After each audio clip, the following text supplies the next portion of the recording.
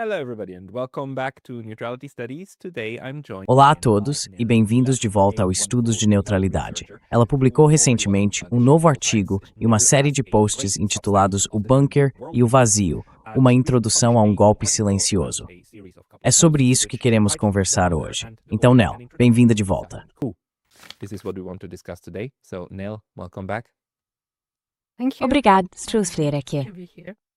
I'm glad that you said yes, because you keep. Fico feliz que você tenha aceitado, porque você continua criando artigos maravilhosos no Substack, onde geralmente tenta analisar diferentes partes do quebra-cabeça que poderiam nos ajudar a explicar a mentalidade de guerra atual que estamos vendo, especialmente na Europa, mas também em toda a rede transatlântica. Em O Bunker e o Vazio, você poderia talvez nos explicar um pouco sobre o seu argumento principal. Eu sei que ele vem de várias postagens que você já escreveu, mas você realmente as conectou. Pode nos dar a essência disso?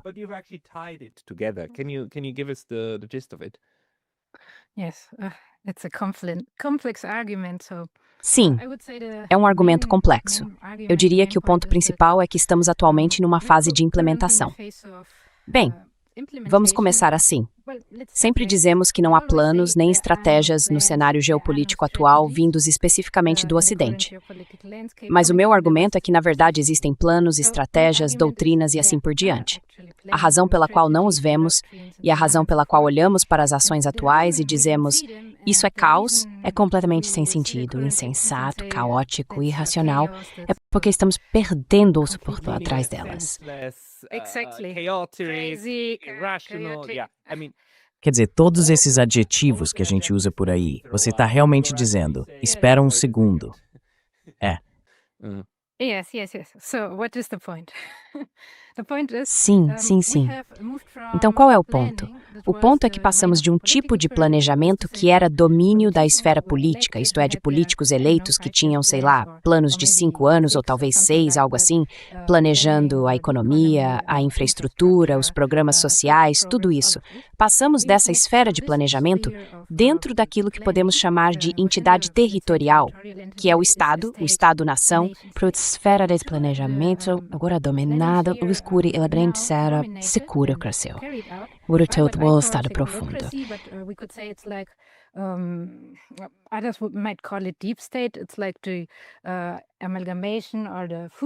É como a junção ou fusão de diferentes entidades, por exemplo, a OTAN, instituições supranacionais, think tanks, as forças armadas dos países da OTAN e seus aliados.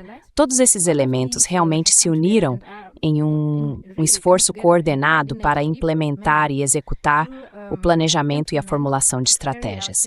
E então esses planos são, digamos, transferidos ou entregues aos diferentes Estados-nação, que já não atuam mais como Estados-nação, mas sim como, poderíamos dizer, nós territoriais em um plano maior, em uma estratégia mais ampla. Então esse é o principal argumento do meu Pancarento Voices.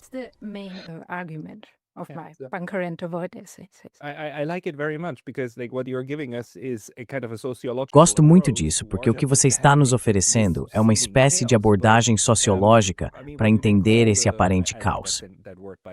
Mas o que você chamou, aliás, gostei dessa palavra, de securitocracia, eu costumo chamar de bolha epistêmica. Um grupo de pessoas que, por diferentes razões, estão mentalmente conectadas no sentido de compartilharem uma estrutura semelhante de compreensão do mundo. Elas cooperam não por serem guiadas por alguma entidade central em Davos, mas por se coordenarem entre si. E isso, por sua vez, leva a consequências muito negativas.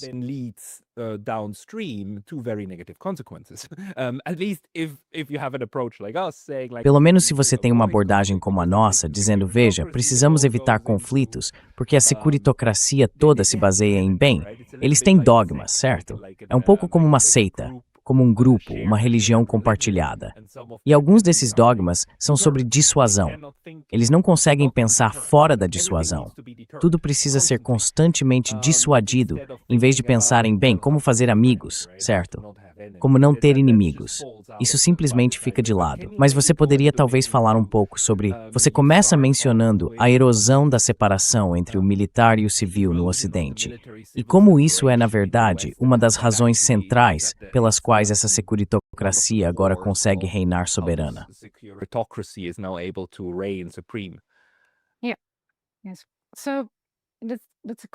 Sim, sim. Então, esse é um ponto bastante interessante e assustador, a erosão das esferas civil e militar. Como podemos explicá-la? Novamente, vamos começar com esse conceito de planejamento que era muito comum no século XX, digamos, dos anos 1950 aos 1090, mais ou menos. Bem, depende do país. A questão é que cada país tinha seus planos. Mas esses planos eram elaborados para o que eu chamo de planejamento para o futuro. Para desenvolver os padrões de vida, o chamado bem comum, o bem-estar social e assim por diante.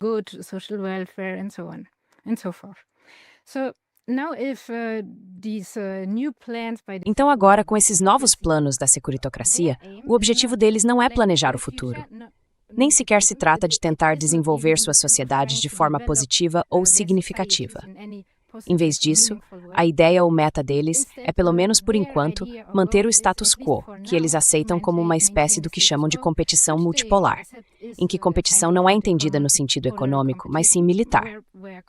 Portanto, esse é o objetivo deles: manter o status quo.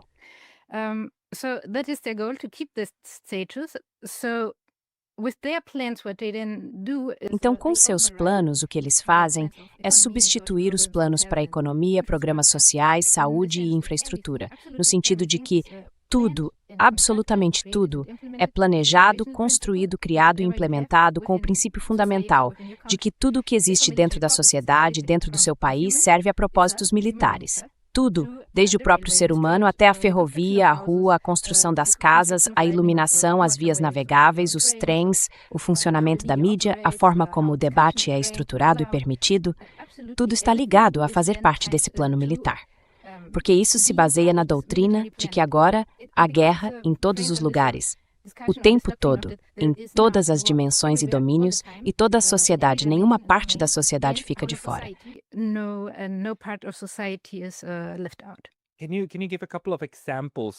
Você pode me dar alguns exemplos que você acha que ilustram bem isso? E sabe, só para deixar claro, essa ideia de uma abordagem de toda a sociedade, quero dizer, eles realmente escrevem isso nesses documentos, nesses relatórios elaborados por estrategistas militares que vêm de think tanks e agora cada vez mais de ministérios, o que é assustador. Mas você pode me dar alguns exemplos do que está pensando?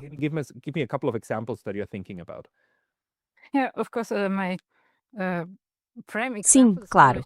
Meu principal exemplo é sempre a Alemanha, porque, bem, eles sempre fazem o melhor. Sim, eles são muito abertos quanto a isso. Então, o que eles fazem, ou o que fizeram, e eu também mostro neste ensaio, é que eles têm um plano que é classificado, mas sobre o qual falam na mídia. Chama-se Operationsplan Deutschland, ou Plano Operacional Alemanha. E é exatamente sobre isso que se trata. É sobre, espera, quem escreveu isso? O Plano Operacional Alemanha? Quem publicou?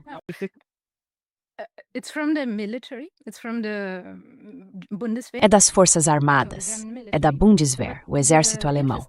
Mas o interessante é que poderíamos dizer, ok, eles são os responsáveis pela publicação e o documento é classificado, o que significa que nenhum de nós tem acesso a ele.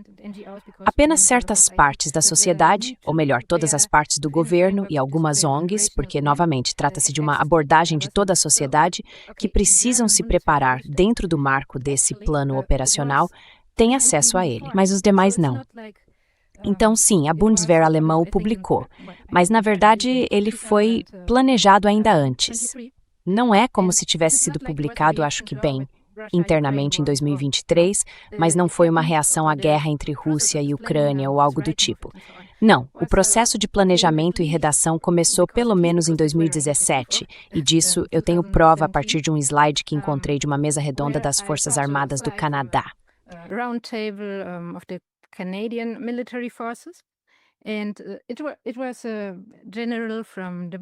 E foi um general da Bundeswehr que fez uma apresentação lá, provavelmente com outros aliados da OTAN e assim por diante. Ele mostrou a eles, bem, ele era, na verdade, digamos, a instituição central dentro da Bundeswehr, dentro das Forças Armadas alemãs, responsável pelo planejamento do futuro, o chamado planejamento do futuro. Novamente, não é exatamente... Bem, esse planejamento do futuro é absolutamente crucial para a democracia secular.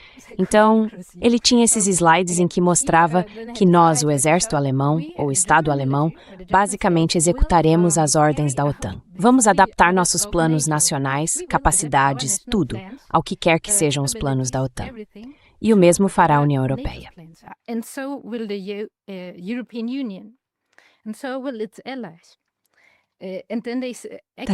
E o mesmo vale para seus aliados. E então eles realmente disseram neste slide que a Alemanha tem um papel específico dentro desse chamado planejamento futuro.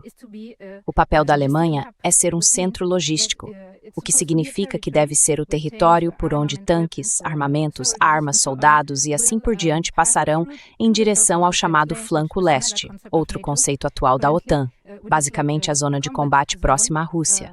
E a ideia não é só essa. Quer dizer, a ideia é que armamentos e armas dos Estados Unidos passem pela Alemanha, não apenas dos Estados Unidos, mas também de outros lugares, e então sigam para o flanco leste.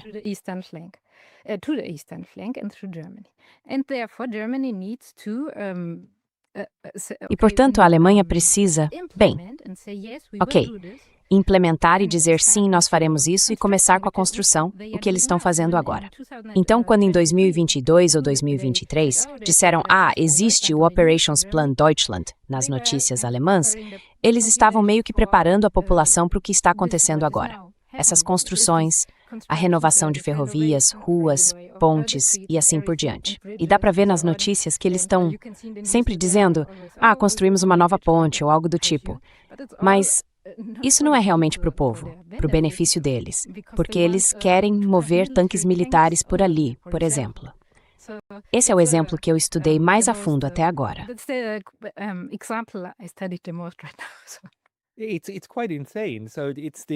É completamente insano. É essa abordagem em que tudo que se faz em nível nacional precisa de alguma forma estar ligado à esfera militar. E vemos isso até mesmo nos discursos, certo? Vemos como a meta é, vamos usar 5% do PIB para o setor militar. A única maneira de a Alemanha potencialmente alcançar isso é construindo infraestrutura destinada a fins civis, mas basicamente abrindo mão dela em favor desse planejamento militar. Mas vai muito além disso, certo? Porque as mesmas pessoas que nos deram essa abordagem de toda a sociedade também nos trouxeram coisas como a guerra cognitiva.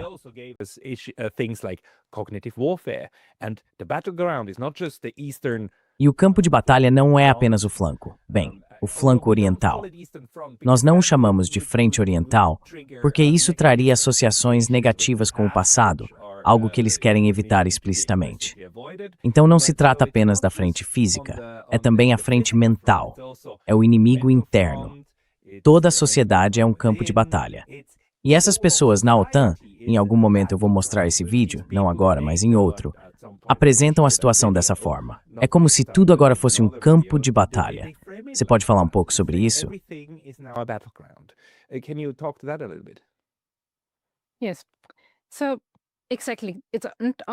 Sim, exatamente.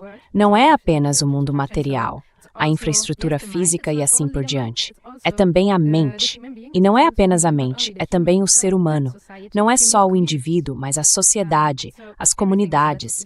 Então tudo se torna um campo de batalha. O que isso significa, e o que eu gostaria de acrescentar, é que o aspecto mais insidioso disso é como até mesmo a linguagem que eles usam se infiltra na mídia, na academia e assim por diante. É uma espécie de linguagem clínica. Assim, quando falamos da sociedade como um campo de batalha, já não falamos mais em ter discussões com a oposição ou algo do tipo. Em vez disso, trata-se de como conter ou expulsar o que é visto como um fator de desestabilização, algo considerado prejudicial à coesão da sociedade.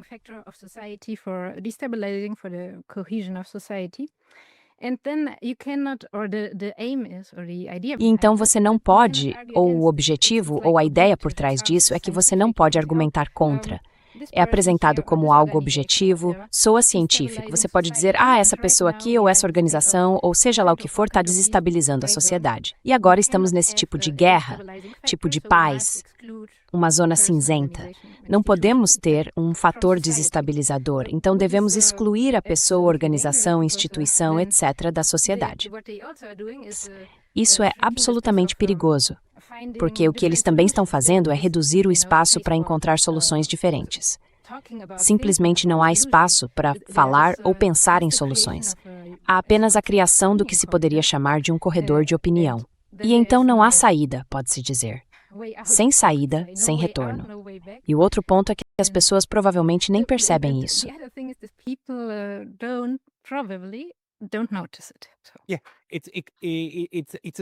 Sim, é um processo lento e é uma reformulação e reinterpretação de como costumávamos pensar sobre sociedade, guerra e paz e oposição. Se de repente a oposição deixa de ser oposição e passa a ser, sabe, propagandistas e o inimigo interno, então naturalmente a forma de lidar com essa oposição se torna algo completamente diferente. E vemos isso agora, como a União Europeia está usando ferramentas de política externa, como o sistema de sanções, para mirar no inimigo interno, Jacques Brou e outros. Indivíduos que estão sendo alvo não por qualquer crime que tenham cometido, mas por serem vistos como um fator de desestabilização, certo?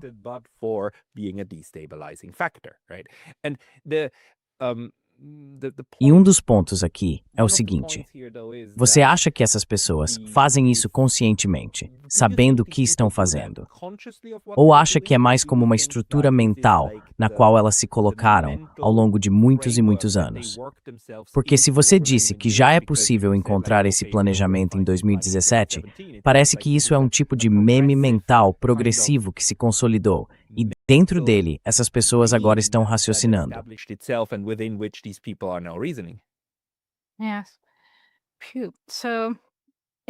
Sim, então, é algo consciente?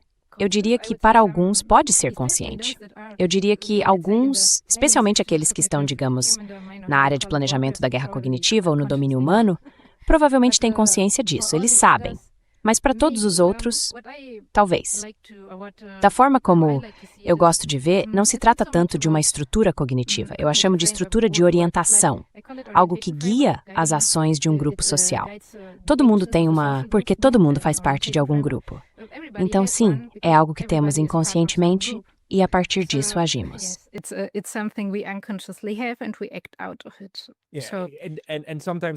E às vezes, isso se manifesta na linguagem que usamos. Por exemplo, se você e eu nos referimos ao golpe da Maidan de 2014, revelamos muito rapidamente que temos uma estrutura específica, enquanto as pessoas que dizem a revolução da dignidade da Maidan estão usando uma estrutura diferente, certo? Então é desse tipo de estrutura cognitiva que estamos falando.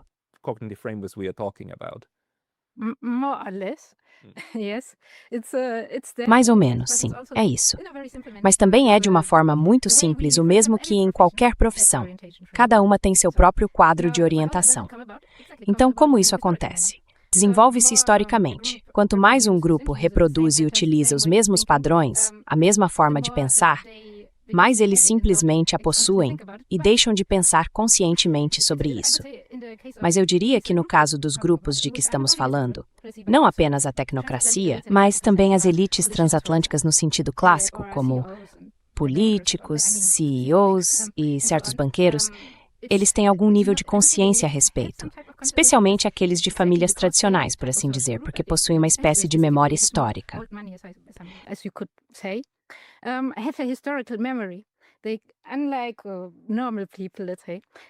Diferente das pessoas comuns, digamos assim, elas conseguem transmitir sua memória histórica por meio de suas famílias, de onde vieram, até mesmo por meio de livros reflexivos, artigos, fotos e tudo mais, vindo de tempos remotos da história que muitas pessoas não conseguem lembrar.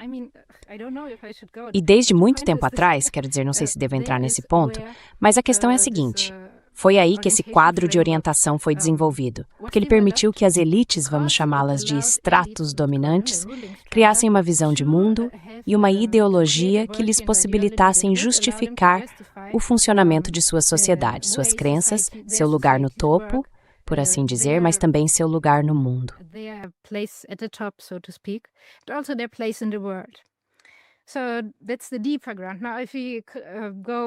Então, esse é o fundamento mais profundo. Agora, se avançarmos no tempo, para o futuro ou para o presente, eu diria que o que você está vendo é realmente a radicalização desse modelo.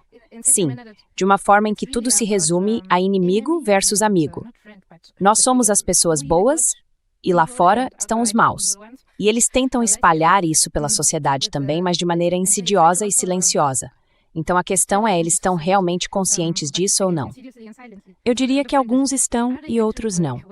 Depende do grupo social específico dentro desse grupo mais amplo que você poderia chamar, por exemplo, de elites transatlânticas.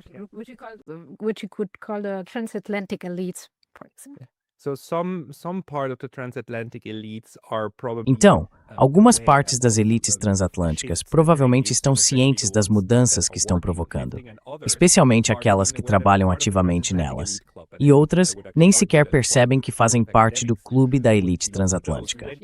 Eu diria, na verdade, que um bom número de acadêmicos pertence ao grupo dos que usam esses referenciais como algo dado, como uma forma natural de abordar o tema perene da nossa era, que é como dissuadir a Rússia, certo?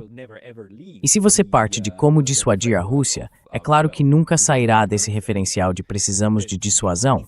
Quero dizer, existe outra abordagem? Não, não. Isso é tomado como um fato. É como dizer que o céu é azul e a água é molhada. Um dado da realidade, certo? Então seguimos a partir daí. Quanto disso você atribui, então, você usa o termo lógica sacralizadora, certo? E voltando a essa abordagem quase religiosa da securitização, como isso integra em sua visão? How does that work in your view? É bem complexo. Como exatamente a sacralização funciona?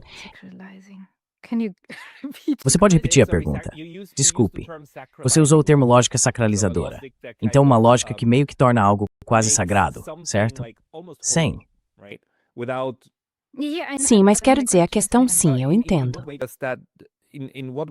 De que forma isso impacta a lógica do sistema em que estamos agora, a transformação que estamos vendo?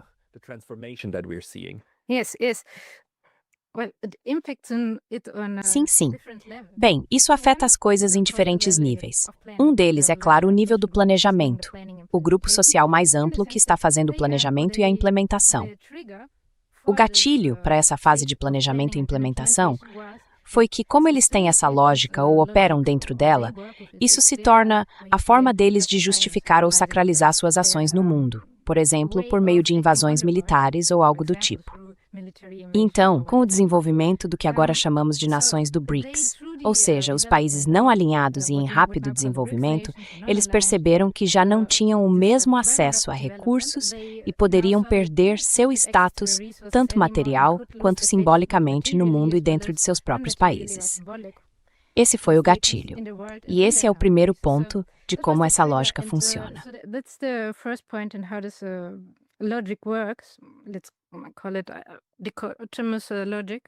Vamos chamá-la de lógica autônoma.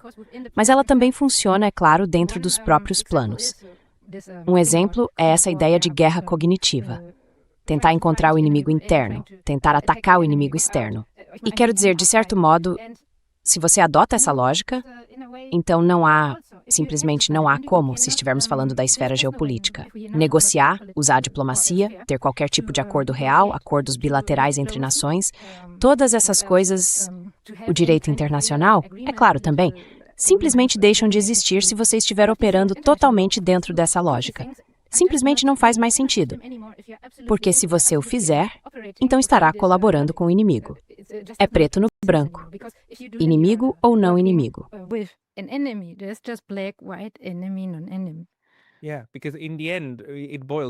Sim, porque no fim das contas, tudo se resume ao que está acontecendo psicologicamente, o bem contra o mal. E você não pode negociar com o mal, certo?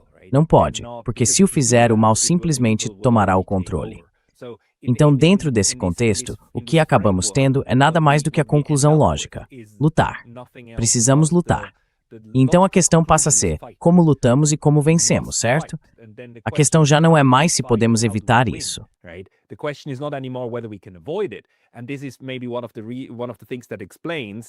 E talvez isso seja uma das coisas que explica porque hoje, na Finlândia e na Suécia, parece que temos ainda menos sensação de segurança agora que entraram na OTAN do que antes. Porque está meio claro para todo mundo agora que sim, teremos que lutar. E isso é muito assustador. Mas esse processo levou bastante tempo, muito tempo.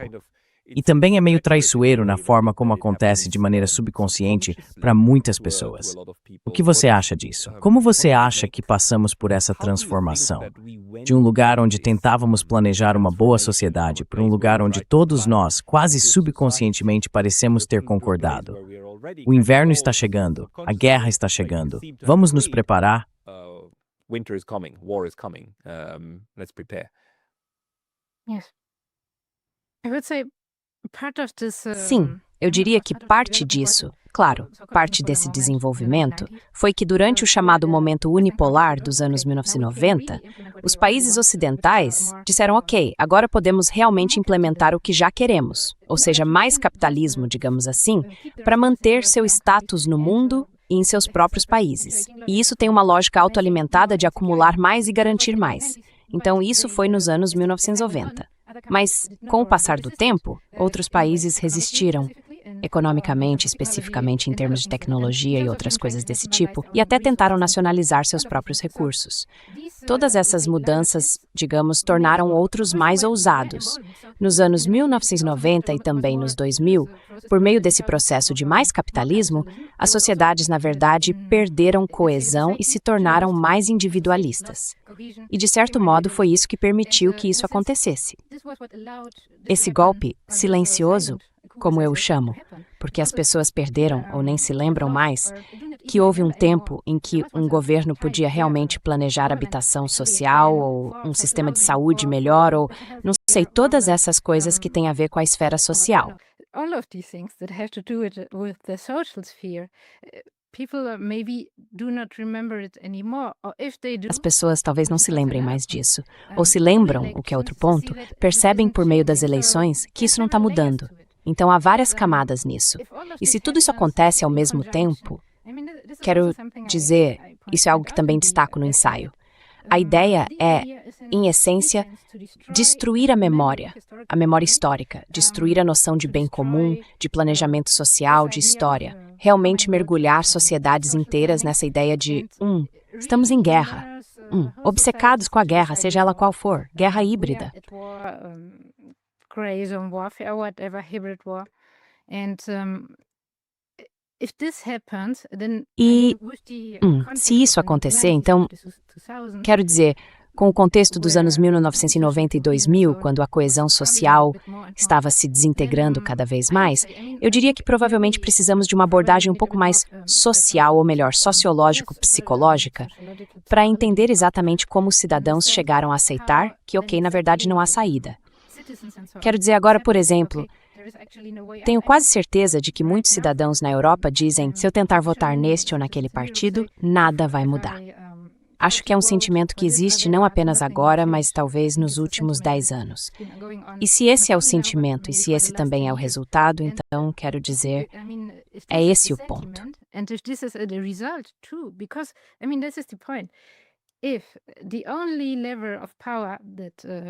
Se o único nível de poder que a sociedade tem, se excluirmos a parte da elite, se a única alavanca de poder, ou se eles percebem que a única alavanca de poder são as eleições, e essas não funcionam mais, porque o planejamento vem de outro lugar e de muito tempo atrás, então acho que há uma sensação de impotência.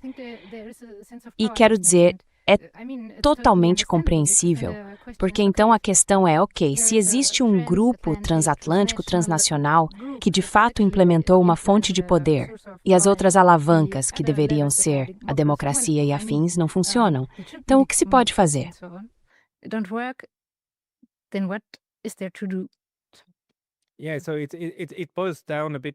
Então, tudo se resume a essa questão de que existe uma fase de planejamento. Você está dizendo que há planejamento. Só não estamos vendo como esses planos estão sendo executados, porque eles estão sendo implementados bem diante dos nossos olhos. E isso já vem acontecendo há 15 ou 20 anos. Então, o problema é que, se esse trem já está em movimento, quem está no comando não importa tanto assim, porque já estamos seguindo em uma certa direção, certo? E você não pode substituir todo o motor e tudo mais da noite para o dia, apenas trocando as pessoas no comando.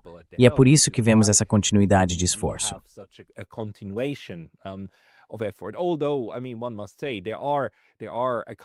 Embora, quero dizer, é preciso reconhecer que há algumas políticas emblemáticas que podem contradizer essa visão de inevitabilidade.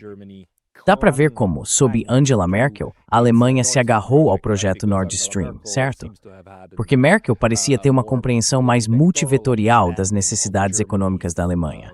Enquanto, uma vez que isso foi encerrado, agora está fora do caminho de vez. Mas isso em si foi, é claro, um objetivo de um setor da securitocracia que então pôde implementar certos aspectos-chave. O que você acha disso?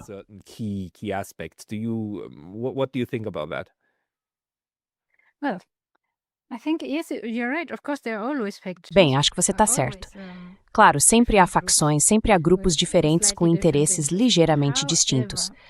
No entanto, eu diria, por exemplo, Merkel veio antes, um pouco antes, não totalmente antes. Quero dizer, ela estava lá no início dessa fase de planejamento. Mas era apenas o começo. Então eu diria que a fase real foi a de coordenação. Porque no início era mais como, pelo que vejo, na fase de 2014, 2015, 2016, 2017, era mais uma mãe plá, porque a OSL que te tudo e os lá. Separate planning that was discussed among the allies. It was more or less around in the 2020s. Foi mais ou menos por volta da década de 2020 que começou o esforço coordenado, mais ou menos abertamente coordenado, da OTAN e de todos os seus aliados. Isso significa que Merkel, sim, tinha, como você disse, uma forma de governança mais multivetorial também no cenário global, porque ainda existia essa abertura, essa atração por isso. Agora, é interessante porque isso realmente significa, como você disse, que havia diferentes facções. Mas a questão é, ainda existem diferentes facções. E se existirem, alguma delas tem influência suficiente, de fato. Porque, pelo que parece agora, pelo menos desde a década de 2020, eu não vejo nenhum tipo de resistência, ou qualquer resistência real e efetiva, vinda, por exemplo, dos países europeus. Então, e ainda mais porque não há apenas planejamento, mas agora também construção em andamento. O que há a fazer? What is there to do? O que há para fazer? Mas isso apenas mostra como esse tipo de bolha epistêmica e a securitocracia, tornam difícil para eles basicamente mudarem, porque os planos já estão em andamento, certo? O pensamento que empurra as coisas em uma certa direção ainda está acontecendo. É por isso que é tão irônico, certo? Que pela primeira vez uma grande potência, uma superpotência, uma das três, realmente ameace o território da União Europeia.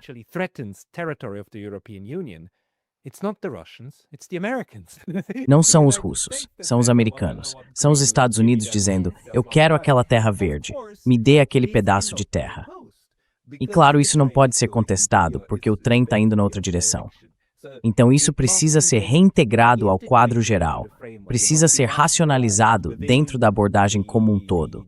E vemos como eles estão lutando para fazer isso, como estão tentando integrar, porque mudar o plano seria doloroso demais, não seria?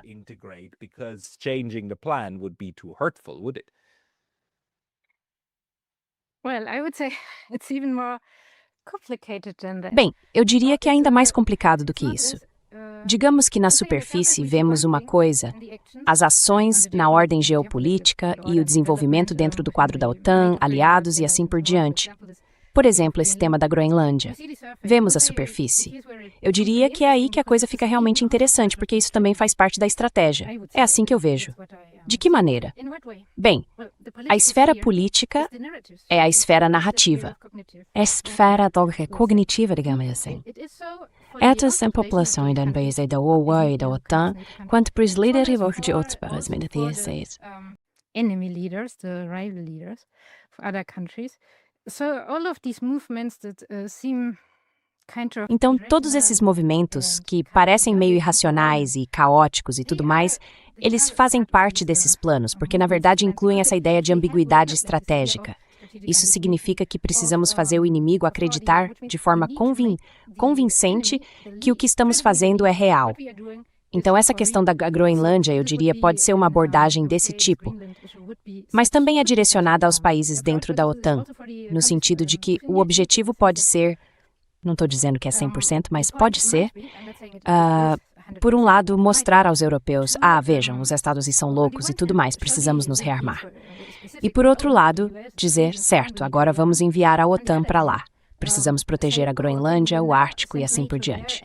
We need to protect Greenland, the Arctic, and so on, and show or make it as credible. E para torná-lo o mais crível possível como o caminho a seguir, e também para normalizá-lo, é claro. E para que a população dos Estados Unidos diga, veja, o Trump é um, sei lá, grande líder ou algo assim. Então isso serve a múltiplos propósitos. Muitos dos desenvolvimentos atuais que vimos em outros países, Venezuela, Irã e assim por diante, servem a esses diferentes propósitos que parecem caóticos, mas não são. Ou é um caos controlado, se pudermos chamar assim. Porque é também, por um lado, uma guerra cognitiva e, por outro, trata-se de enfraquecer os inimigos e encontrar uma janela estratégica ou um evento cisne negro para talvez vencer. Or Black Swan event to then maybe win. Então, embora pareça caótico no nível tático, há uma estratégia por trás disso. Quero dizer, você está indo em uma direção muito semelhante ao que Brian Berlechk argumenta, que, apesar de todo o alarde sobre os Estados Unidos se afastarem da Europa, apesar de toda a retórica e dos atos sem precedentes, ainda está dentro da abordagem geral que se encontra ao ler certos relatórios da Rand Corporation sobre sequenciamento estratégico. A Europa e Northrop Forth de Map se concentram nessa sim.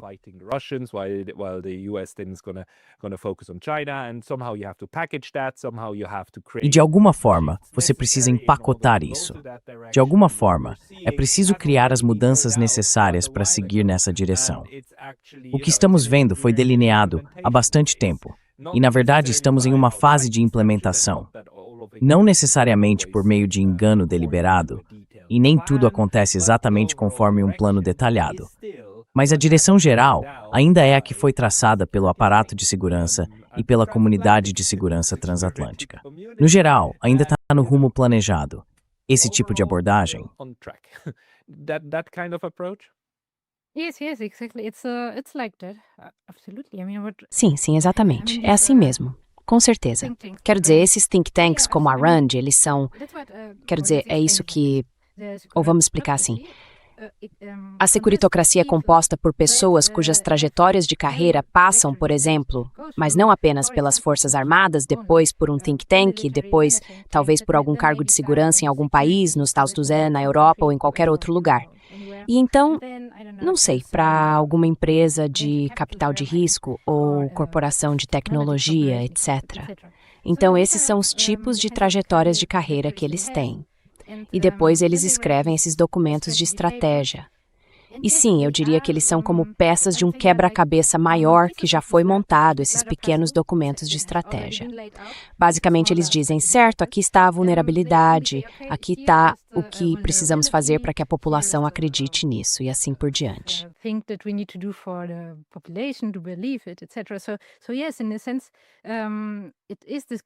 Então, sim, de certo modo, é esse tipo de abordagem. Já existem planos em andamento, não no sentido de que, eles funcionam ou, eles vão funcionar. Nem se trata de saber se os planos funcionam. É mais sobre, como posso dizer, é sobre tentar apenas cutucar o inimigo. Não cutucar, mas fazê-lo sangrar. E o tempo todo, e agora ainda mais. Por isso vemos uma intensificação no ritmo e na quantidade. Não especificamente na qualidade, mas na quantidade. Para fazê-los perceber. Ok, estamos fazendo isso de verdade, estamos levando isso a sério, e eles estão testando todo tipo de coisa, linhas vermelhas, as reações de seus rivais, estratégias ou táticas militares específicas que usam, as armas.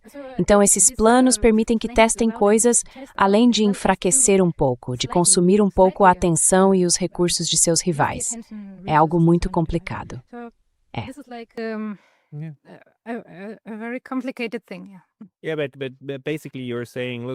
Sim, mas basicamente você está dizendo, veja, o Ocidente não é tão fraco quanto parece, não está tão desmoronando quanto parece.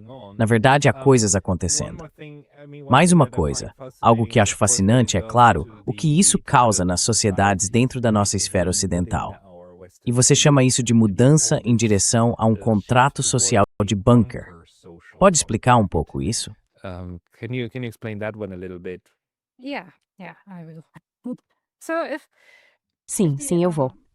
Então, se o contrato social normal, ou bem, o anterior do Estado moderno ocidental, era de que os cidadãos têm direitos, mas também deveres, e o Estado ou o governo, por sua vez, fornece o espaço, etc., para a busca da felicidade e assim por diante, bem, o novo contrato social não é sobre isso.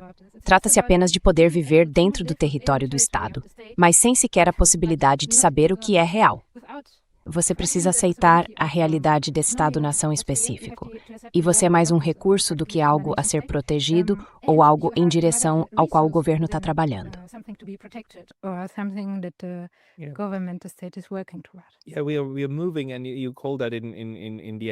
Sim, estamos passando, como você chama no ensaio, de sujeitos de direitos, destinados a prosperar dentro do Estado, para objetos de segurança. Então agora temos que fazer a nossa parte para manter o Estado seguro, em vez de o Estado estar lá para nos permitir aproveitar ao máximo o que temos ao nosso redor.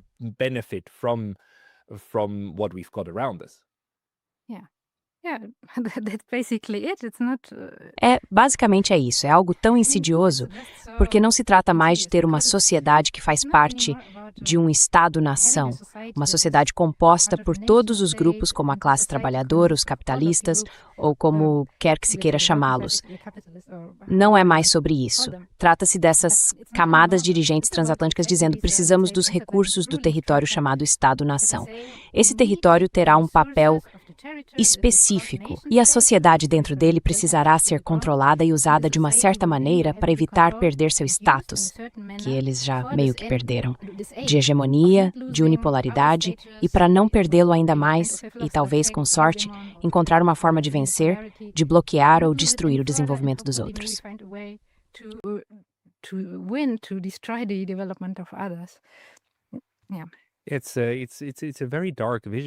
Sim, é uma visão muito sombria e, na verdade, anda de mãos dadas com algo que vejo por aqui. Pelo menos há uns 10 anos, sabe, as discussões na academia sobre segurança humana eram reais. Tipo, como criar uma forma abrangente e centrada nas pessoas de segurança, em que as pessoas realmente se sintam seguras e prósperas e assim por diante. E isso acabou. Essa já não é mais uma discussão. Hoje em dia, curiosamente, não ouço debates sobre o que realmente constitui segurança. Como seria um estado em que pudéssemos dizer: ok, tudo bem, agora alcançamos segurança? É mais como um fato dado de que segurança significa lutar contra a Rússia e a China no Ocidente. O que é absurdo, certo? Mas parece que essa é a ideia. E talvez tenhamos chegado a isso depois de toda a saga do terrorismo que durou uns 10 anos, não é? Antes, era preciso sentir-se ameaçado o tempo todo por terroristas. E agora é preciso sentir-se ameaçado pela próxima coisa. Então, adquirir a segurança me acaba se tornando um sistema autossuficiente e autoprodutivo.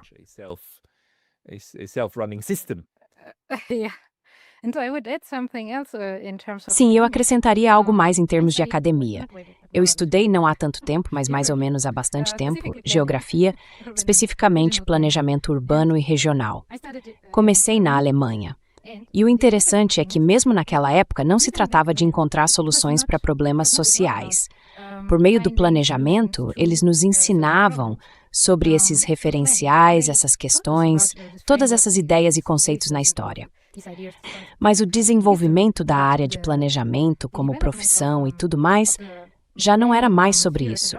Era mais como se, ao dizer: eu realmente quero enfrentar um problema social, identifiquei algo, eles respondessem: não, agora você está sendo muito normativo. Era como se dissessem: não faça isso, você não pode fazer isso. Por quê?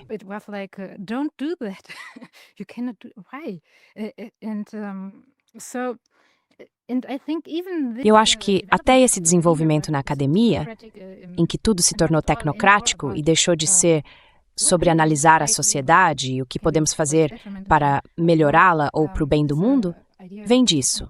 Essa ideia de desenvolvimento tecnocrático também vem de Habeck, porque, pelo menos no caso da Alemanha, certas correntes de pensamento simplesmente não eram permitidas, pelo menos nesse contexto específico. Não posso falar sobre outros países da OTAN ou da União Europeia, mas na Alemanha, teorias e correntes de pensamento críticas ou socialmente conscientes e formas de análise foram totalmente marginalizadas. Basicamente, Era como se dissesse, você simplesmente não pode fazer isso. E então, também é lógico que se as pessoas saem de programas assim, elas não conseguem mais escapar desse enquadramento mental. E se forças maiores as pressionam, elas simplesmente dizem sim e seguem junto. These people just say yes and go on with it. Yeah. And that's the problem that we are in. E é aí that que está we're o problema em losing que nos on encontramos, a certo? larger Estamos perdendo, em um nível mais amplo, social, em grandes partes do Ocidente, a capacidade de usar diferentes referenciais, de adotar uma abordagem diferente para enxergar a mesma coisa. E isso, na verdade, é algo que está sendo elogiado, certo? Porque precisamos, e não estou brincando, as pessoas usam expressões como entendimento comum, percepção comum do inimigo. Veja, há documentos estratégicos que discutem como é importante que a OTAN, que todos os seus membros, tenham uma percepção comum de quem é o inimigo, para que possam se coordenar, e que essa coordenação, integração e interoperabilidade se tornem objetivos em si mesmos, coisas vistas como boas e necessárias de se alcançar. E quanto mais as pessoas aderem a esse referencial, mais entramos nesse passo sincronizado em que essas sociedades começam a se comportar. Isso é Stat Space Linear. Yes, it is. Sim, sem mencionar o perigo de escalada apenas pelas ações externas desses atores. Actors. Yeah. Sim. Agora, algo que ainda não mencionamos. E se já mencionamos, no que você está trabalhando agora na sua análise? Porque você tem esses ensaios contínuos que continuam saindo no seu Substack e eles são realmente brilhantes. Thank you. Well, I would like to add that even though this Obrigada. is, Bem, eu gostaria de acrescentar que, embora isso pareça absolutamente sombrio, e talvez muitas pessoas se tornem pessimistas em relação a essas questões, acho importante que compreendamos todos esses mecanismos, que os estudemos profundamente. E não apenas isso, mas que entendamos que se a lei do poder nas sociedades, especificamente nas sociedades ocidentais, já não são as eleições, e se o Estado-nação já não é o garantidor do bem social, do bem comum. the guarantor of social good, of common good. Certo. Yeah. Then we need as societies. Então precisamos, como sociedades, como pessoas, encontrar uma forma de talvez trabalhar de maneira transnacional, transatlântica, não sei bem como, para construir instituições alternativas. Não sei exatamente como. Especificamente, sempre falamos sobre sanções, exclusão, perda de participação em sociedades quando alguém faz essas coisas. Mas acho que precisamos simplesmente pensar no que fazer. E isso precisa ser transatlântico. Precisa incluir os Estados Unidos e a Europa. Porque se for feito apenas de um lado ou em um único país, não vai funcionar. Portanto, convido todos a estudar mais a fundo todos esses temas. Quanto ao meu próximo ensaio, não sei qual vou abordar primeiro, porque não sou uma pessoa muito estratégica no planejamento. Escrevo a partir desses temas e depois penso, talvez eu faça o último da minha lista. Então ainda não posso dizer o próximo em que vou trabalhar. I can tell you which I will work on next. Okay, then I like this as kind of Certo. Então eu gosto disso como uma espécie de palavra final. Sabe, o que precisamos é de uma solução transatlântica para o problema transatlântico. Também poderíamos chamá-la, sabe, de uma solução global para um problema transatlântico. Porque, no fim das contas, o que nos conecta, o que nos deixa desconfortáveis e o que nos leva a nos manifestar contra isso é claro a percepção de que esse não é um bom caminho. Isso está nos levando diretamente à guerra, a muita morte e destruição. E todos nós entendemos que não queremos isso. Mesmo as pessoas lá dentro, na verdade, no fundo, entendem que não querem isso. Mas sabe, uma vez que você é pego pela onda, você é pego pela maldita onda. Então, algum resgate. As pessoas que quiserem te acompanhar devem ir ao Substack. E você não precisa decidir o que vai fazer a seguir. Essa é a parte boa de ser livre. Podemos escolher na nossa lista e tomar nossas próprias decisões. Nel Bonilla, muito obrigado pelo seu tempo hoje. Nel Bonilla, thank you very much for your time today. Brad,